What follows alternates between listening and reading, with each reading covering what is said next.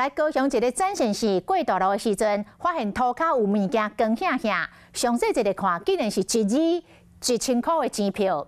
伊想要甲钱捡起来，佫惊是诈骗集团的圈套，所以伊就先用卡甲钱打咧，刷来敲电话来报警。警察到位清点了后，是一亿10万块的现金。原来是一位先生买厝的软定金，也就是斡旋金，无小心拍无去。民众徛伫路口，唔敢叮当，真足看原来卡底搭一次的1000块。我脚底下是10万块一本。就惊钱飞去，或者是捡别人捡走，展示是赶紧用卡搭咧，唔敢用手卡，就惊捡诈骗集团牵孤落难。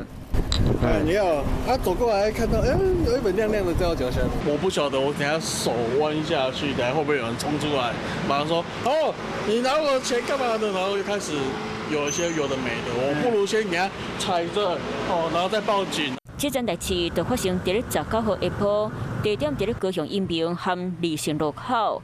展示是讲，当时出门买粮的，发现大路有一纸捆好的1000块，本底想要用手捡，就惊有证据，决定用卡甲打咧。结果找警察代前来处理。警察来到现场了后无偌久，大号主人出现，当伫咧找钱。这身上有捡到啦，10万啊，唔过，我跟你讲。谢谢。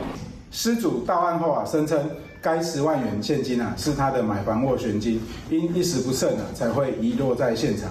展先生捡到钱无暗砍，无偷窃，和主人是感恩在心内。